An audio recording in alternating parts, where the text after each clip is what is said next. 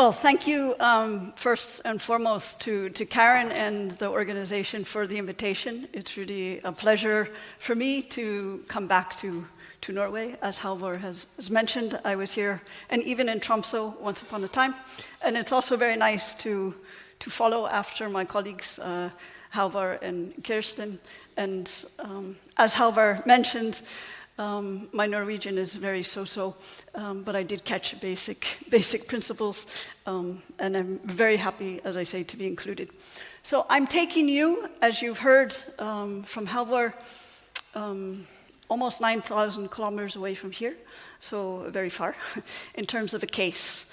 But the reason I think the case is very interesting in the context of today's problem, in the context of this conference, is because I'm going to try to accentuate some of the logics that are there, but also as the Mekong Delta, which is unlike the condition where we have in Europe of potentially de-urbanizing and degrowth, they're rapidly accelerating. They're accelerating in population growth, they're accelerating in their economies, and so you could say they're kind of at a forefront also of the challenges because of their enormity in pace, scale. So I would like to start with a few premises to frame what I'm going to show. And all of this is basically to really address these cascading crises that we have. I think we're all well aware that kind of single monofunctional land use planning no longer works. So as a way to find an out of that to address bigger questions, we know the Earth is in peril, incredible cascade of crises, from global warming to ecological change and devastation, biodiversity, a lot of the things we've seen. But also, I think as Kirsten brought up, we know that humankind also has its challenges, from systemic racism. I actually come from the United States and I'm forever more appalled at what happens there. Incredible social injustices and even cultural elimination, as I think we're seeing, even you could say in the wars being fought today. So we know that the contemporary environment, the built environment, so our world, is both the cause and effect of the crises, which is something I think we have to understand. We were talking about big paradigm shifts we know are necessary, and also within our fields, we need these paradigm shifts. So the premises I start with come very much from many notions stemming from landscape urbanism. My interpretation of landscape urbanism is where the landscape logics tell us where to urbanize and where to not urbanize. So that the landscape is what drives the where and the how to of urbanization. Also understanding that urbanism, we know is, as we've been seeing today, is very much about ecology, but it's also very much, I think, I think we all can agree that it's very much a political project. And so the kind of social policies that come, you could even say somehow social engineering, is something we have to engage with and hopefully counteract with new alternative practices. So as I said, I'm taking you to the Mekong Delta, but just to frame the Delta, it's part of a much bigger ecosystem, part of a much larger territorial system. It runs the sixth longest river in the world, the Mekong, goes through 6 countries, starts very high in the Tibetan Plateau, and it empties into the East Sea, or the Chinese would now call the South China Sea. It's very contentious politics. But what's also interesting to see, these are older maps of dams on the left, and the ones on the right are ones that are actually under construction. So of course, large river systems, we know their ecology crosses national boundaries. Politics and agreements on this is always very difficult to negotiate. Of course, with China's booming economy, they're building massive amounts of hydropower dams, and much of the downstream areas, like the delta, is being kind of at the mercy of their upstream counterparts. So what I'm going to talk about is the delta. So because Vietnam is also quite strongly entered urban discourse, many people talk about the Vietnamese urban Mekong Delta, but in fact the delta is transboundary. It crosses Cambodia and Vietnam. So what you see in blue here in the Landsat image is basically the delta. So it includes this wonderful Tunnel Sap Lake in Cambodia, an incredible system of a lake that during the monsoon season reverses its direction, increases its surface area by 2 times, and rises 14 meters. So it's something really remarkable for urbanism. So the transboundary area goes across, as I say, for the Mekong Delta, the way I am going to be showing it to you and talking about it is Cambodia and Vietnam. Here we're seeing some American intelligence maps, actually, from what in Asia is called the American War, not the Vietnam War, or the Second Indochine War.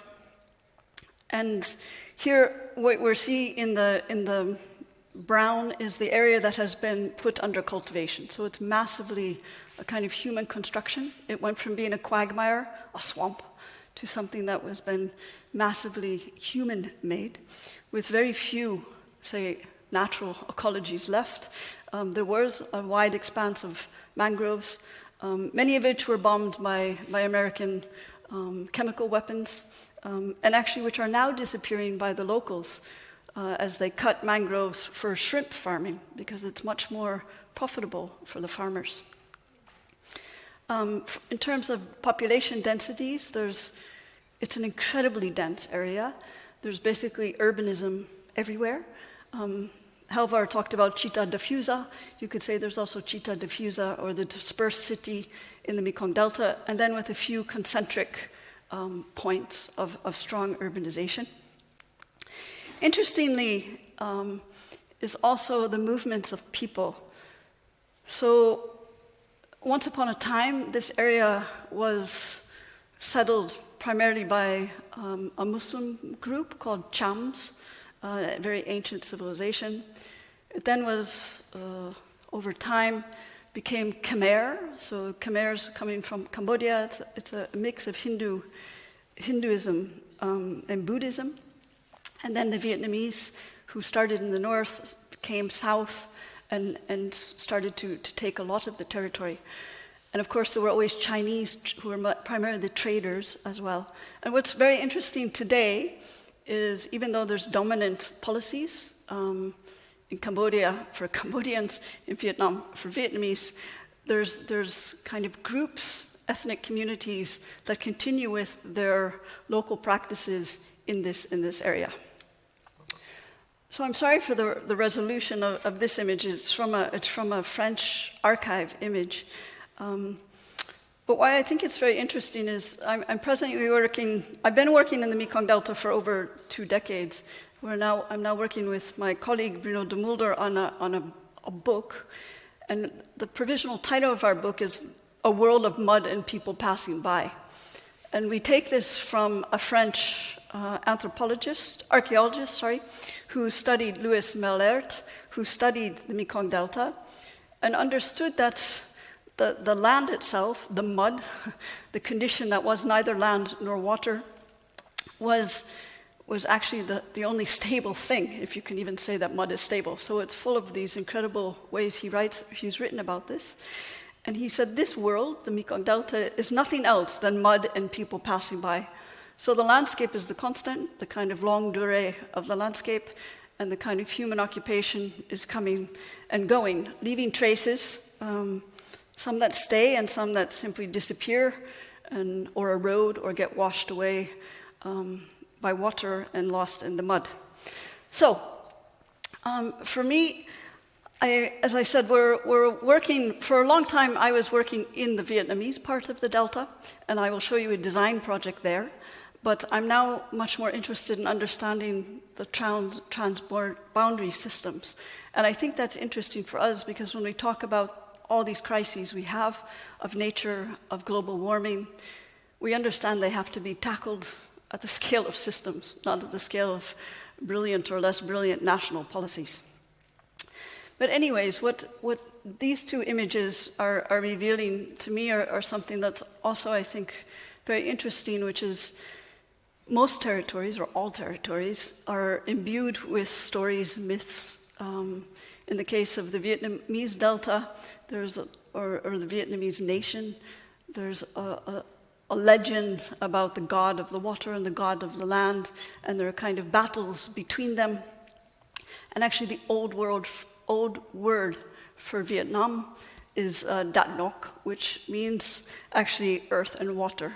So the name of the country itself, when Ho Chi Minh declared independence, he spoke about the soil. He spoke about the rivers as part of the nation and the identity. A very early map, this is a map of the north of Vietnam, very much in a kind of system of Asian cartography at the time, which is where they're drawing the water and the mountains, and the urban systems are only given names. So the dominance of the cartography is the mapping itself. So we've been working, as I say, for quite some time, and are now in the process of making, say, new maps, new interpretive maps, where we do the thing that architects and urbanists do, landscape architects, working through layers to try to gain an understanding. For us, this is where we're just trying to highlight the topography and the hydrology. We took a 16-meter elevation line out of GIS, and so even though the area around Ho Chi Minh is not part of the Mekong Delta, we include it as an adjacent delta because they're quite, say, codependent. Oops. So, also interesting for us to understand is the geomorphology of the place. It's a delta, it's a young delta, in fact. So all the dashed orange lines, they're basically, the delta has been prograding to the sea every 1,000 years. And what happens in this process of the land moving out from the massive sediments coming from the delta, but then also the strength of the tides and the waves, is it leaves a series of sand ridges along the coast, which are higher lands and a very low land, and a series of back swamps, so the things in gray. And we try to understand it. We can even understand the Tunnel Sap Lake, this great area in the back, as a kind of huge back swamp that also works as a way of relieving water from the river as it comes down in the wet season. For us, and this is something we've worked on for quite some time, is trying to understand, again, how can we go beyond what, say, the urban planners, especially in a very top-down system like Vietnam and Cambodia, where roads equal progress as a way to start any form of urbanization. We try to understand what are the logics that we could use that are already inherent in the territory. And for us, coming into this whole understanding what geographers talk about as agroecological zones are something I think is really interesting for us to understand, because when you would go by motorbike or by boat in the Mekong Delta, at first it all kind of looks the same. The urbanization certainly looks the same, the new urbanization, not the, say, more indigenous, traditional one. But when you start really looking more carefully, you can understand there's a nuance in the vegetation. And of course, this has to do with the agroecological zone. So if we understand that these are based on understanding the soils, understanding the water, and creating kind of areas that are always blurry to draw the line, of course, but understanding how you get major systems that support, logically, would support certain economic activities, which of course subsidies and market systems tend to override the logics of what a landscape wants to be. So for us it was interesting to use that as a way to understand a potential and to use this, as you'll see later, in design strategy.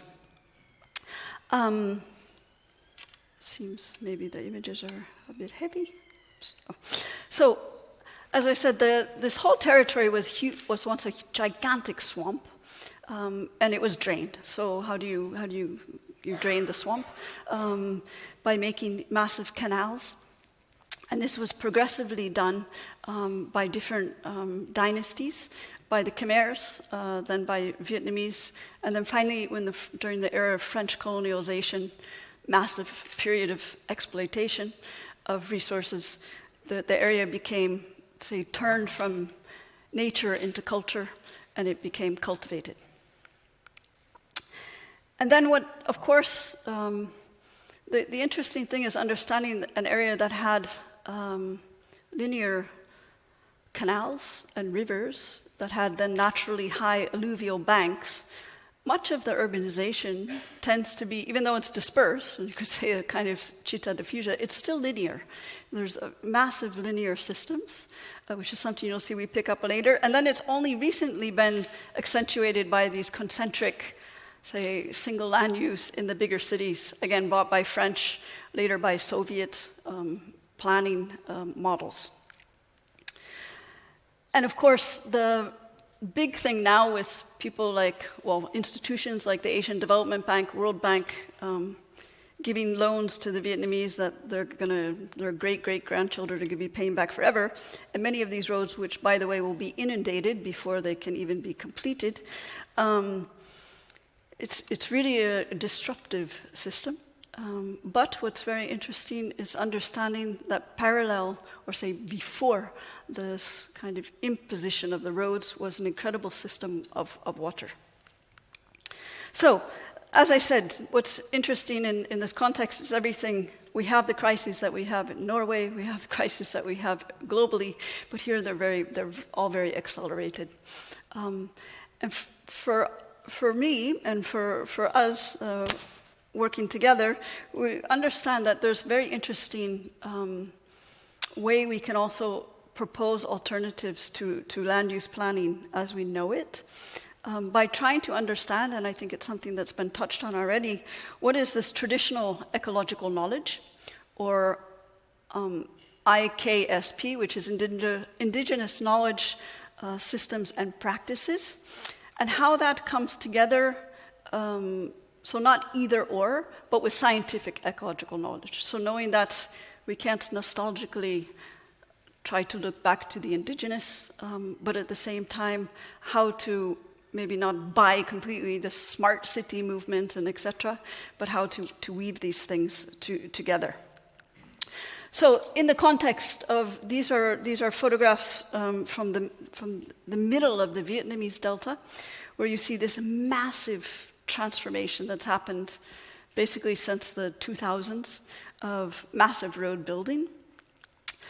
Also, this territory that was mud, so not so much difference of land and water. It's forever being more fixed. It's becoming, this is land and this is water, and we don't anymore want these in-betweens.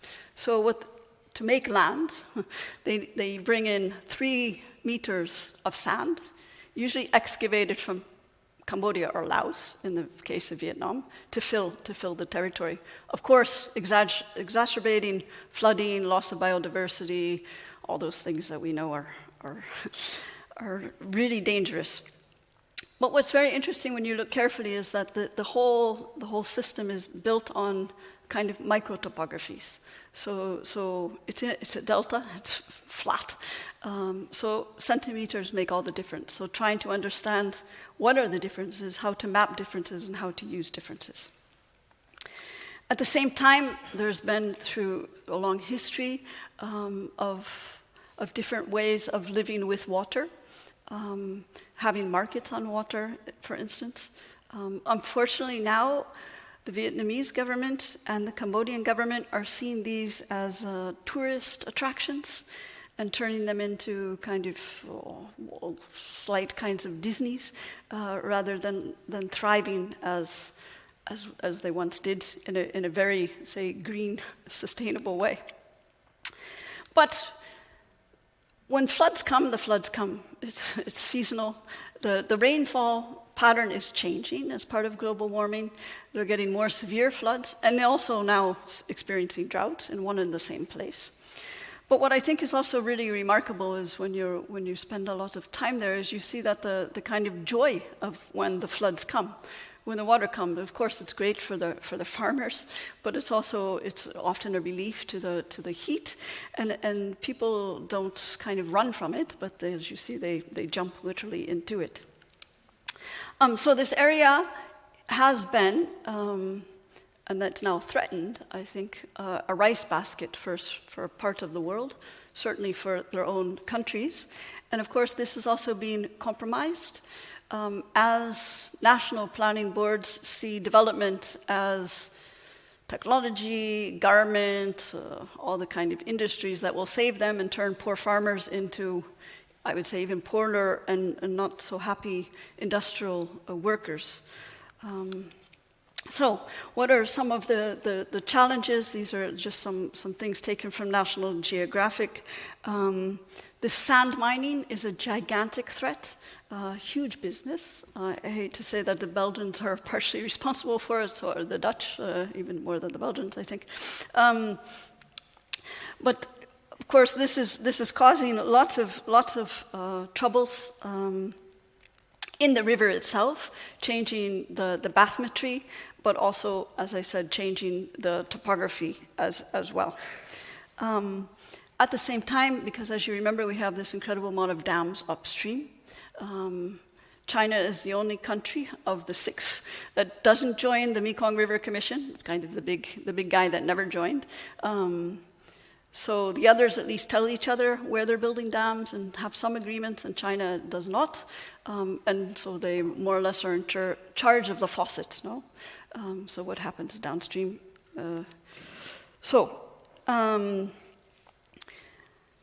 That story, I think, is clear. I won't go into this, but this is the kind of exercise that we work on, trying to understand mapping the policy frameworks in order to begin design across levels, across different, from national to international, and also the predictions by the Vietnamese government in this case. Because now I'm going to talk about a piece of the delta, which just is the Vietnamese part, understanding their kind of predictions of sea level rise, of saline intrusion, of massive displacement.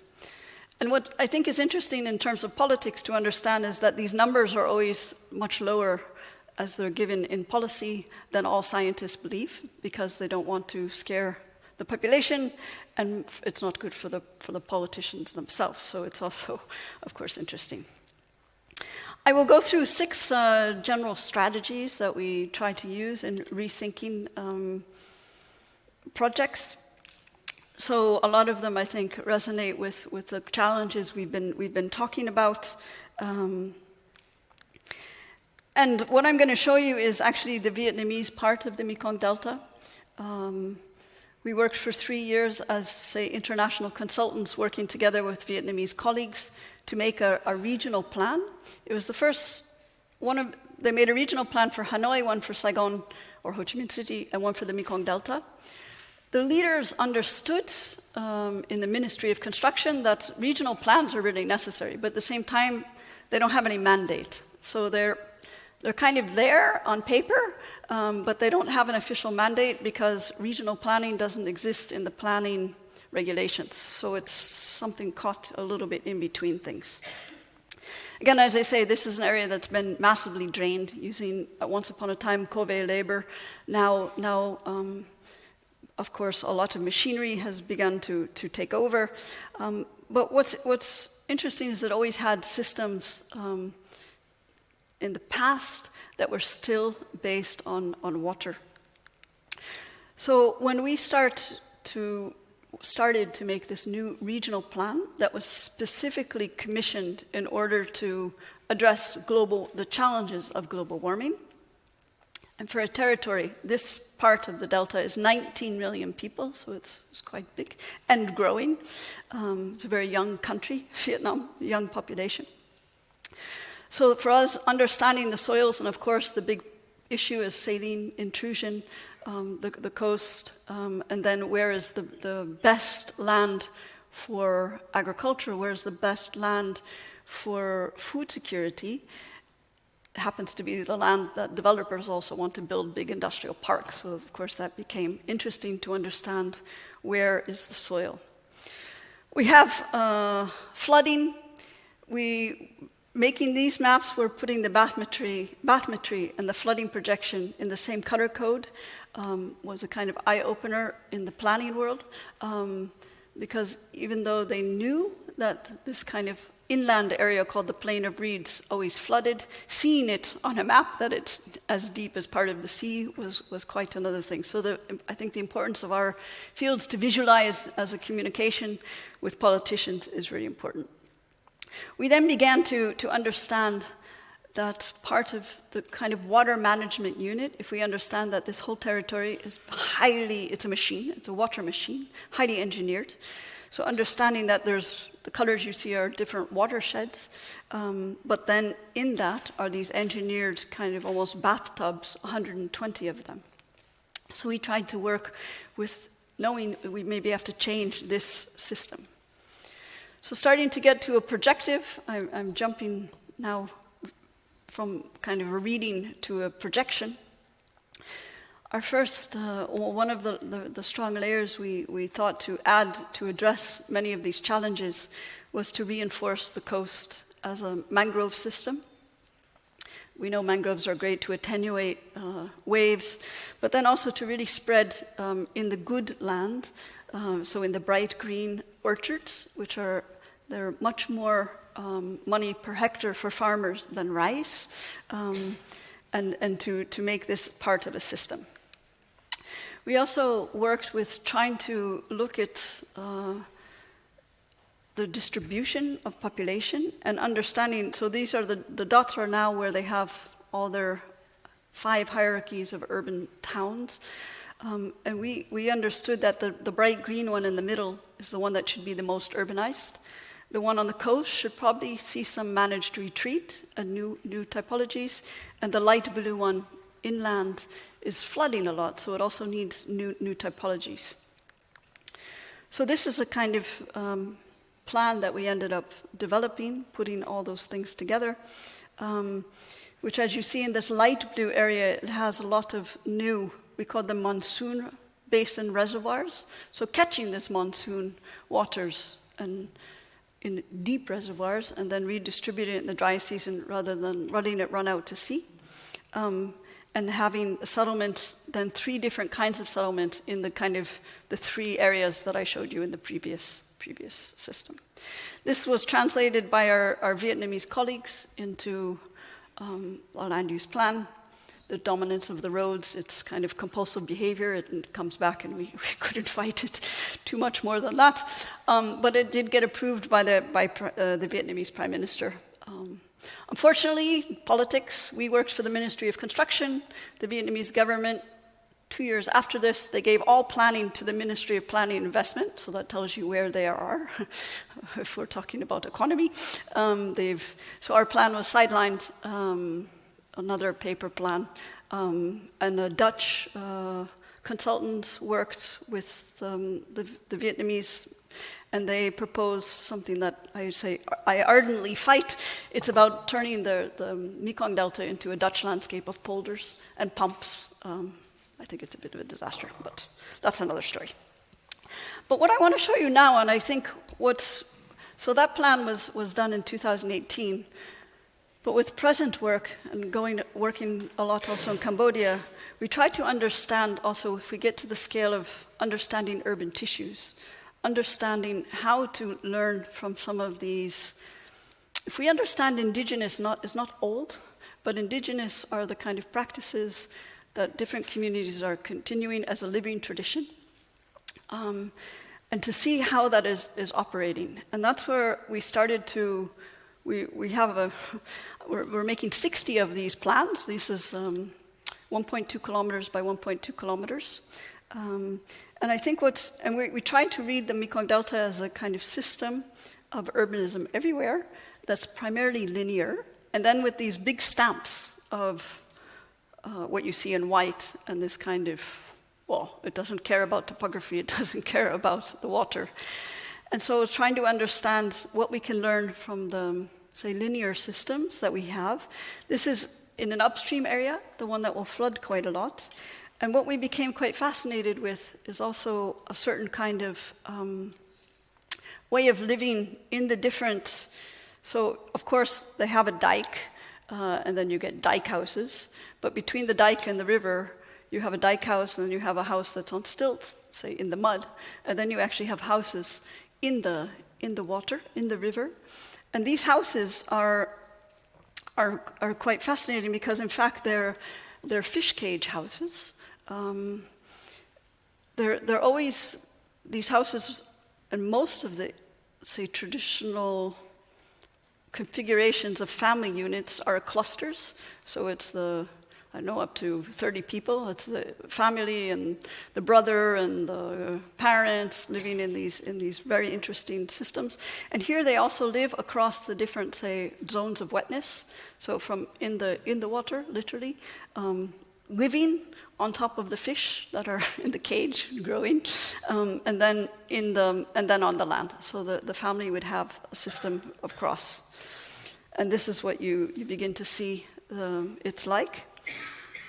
So in our thinking, this is for the light blue area.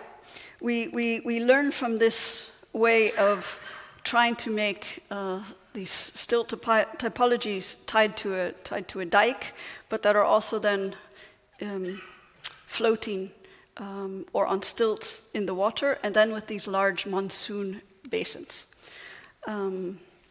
Another place in the Mekong Delta, again, this is near the city of Kanto.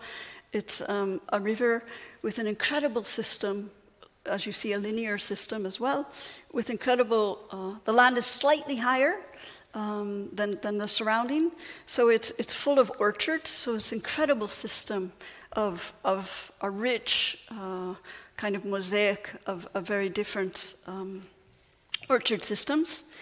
And then nearby to that is also a system of this floating market that I showed you an image of before. Still a bit working, but I say on the road to kind of being Disneyfied, unfortunately. These two, say, ways of living, we combined we thought to work for the middle area, the bright green area. And that's where we imagined this part of the delta to be the most dense in the future. It's the kind of richest soil you saw from the orchards. It won't be too much threatened by saline intrusion or by flood, but to make high dry platforms where you do use this 3 meters of sand, but you keep it very concentrated and very dense, and then surrounded by a sea of green, so a sea of floodable land. And then combining this